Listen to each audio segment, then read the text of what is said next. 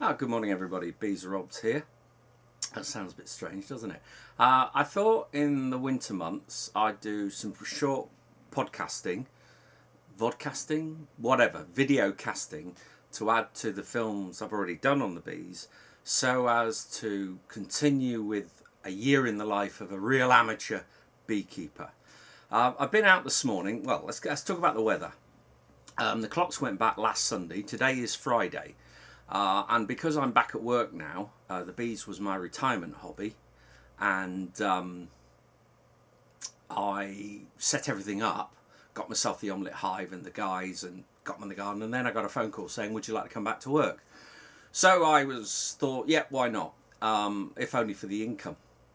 So because the clocks went back last Sunday, I'm now not able to tend to the guys as much as I like, and my wife and my daughter, although they're interested, still haven't overcome that fear of the bees so much that they want to go up there and sort them out themselves. However, this is the quiet time of the year, so apart from a bit of general housekeeping, I've been up there this morning, topped up the syrup. They're still taking syrup. It's been very mild, but obviously on days like this where it's overcast, it's forecast rain tomorrow, they're not going to want to be out so much, and of course the syrup needs to keep going. So reflection, I suppose, on the last sort of 3 months.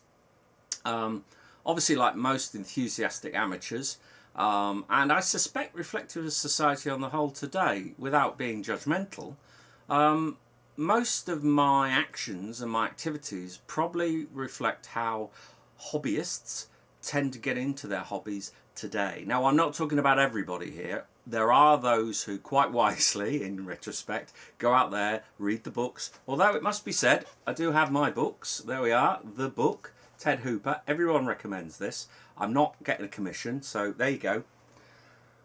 Easily obtained on Amazon. And to be frank, if I was going to do anything again,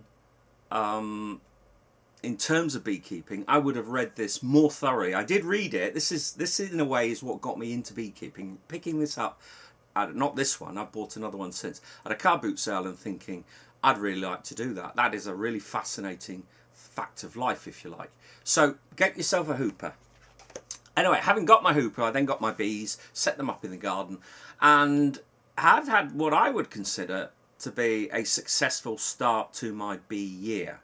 And my bee year, of course, starts in August when I got them. The bees are thriving. The frames that are in there, I'm now worried, because we've had such a mild spell, that actually there's not enough frames for them to store all the food that undoubtedly they have been introducing into the hive. They are still building, still drawing out. Now, I was warned, don't put too many frames in there because there isn't enough time for them to draw out. That's probably, in hindsight, a speculative guess, because nobody knew what the weather was going to be like, although we could have guessed, I suppose, ourselves. Anyway, that probably means I've got to keep feeding them. I've got to keep the syrup going. I have got some candy for them for the harsher times, but in retrospect, I'd have put a few more frames in there. However, the one thing I want to make clear, again, like most amateurs, like most people in general, in Great Britain, in the early 21st century, we tend to want to do things now, okay? And I'm trying to be gentle here. I'm trying not to let down too many people who think the only way you can get into bees is by reading and studying and joining the association. That is one way, and probably still the most preferable way. There are, however, and there has to be, however, a reflection that people don't do that these days. I'm talking into my camera on my iMac. This is the first time I've tried to make a film with it. That's how easy it is to make a film. The reality is that technology has made life easier for us. And the reality of that is that traditional areas which relied on a more academic approach to the hobby have suffered. Let's face it, there will be a lot of beekeepers, and maybe even me, who lose our bees over the winter. I am the first to accept that. But I'm equally aware of the technology that is out there which can assist us. And I think that what I've found in the opening months of my beekeeping hobby is that a lot of people have failed to recognise that there is more than one way to skin a cat. That in fact, people like me who go blundering in might just succeed if we are determined enough, if we are keen enough. And at my age, and I'm no young sprite, this is something which appeals to me at my age, which appeals to me enough to want to care about them. And that's something I never thought. I've been keeping chickens as a hobbyist for 25 years. I've had chickens come, I've had them go, I've probably had them die because of my neglect. I've probably had them die because of diseases, which, because of a lack of knowledge, I've introduced into the coop.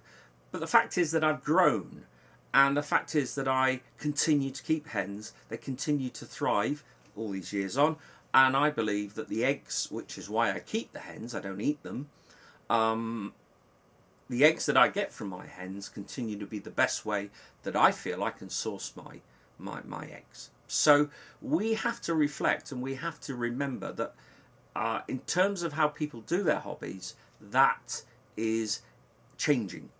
And I think that what a traditional area like beekeeping needs to understand, if not in order to encourage more people into the industry, is that we have got to move away from what I call the diving for the brick syndrome, where I used to be a scuba diver.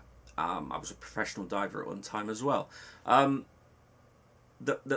order to get into scuba diving, you know, the clubs were very tightly knit, they were very cliquey, you had to know someone. And this is in the United Kingdom I'm talking about, not talking about America or France, who've always had alternative methods of diving.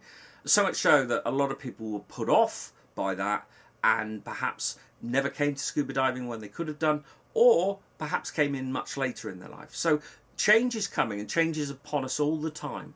And what I'm saying is that for all the flack that I've received, and I'm sure most people are aware out there of the internet and some of the sites which have, let's be nice about this, have been less than accommodating and enthusiastic in encouraging me.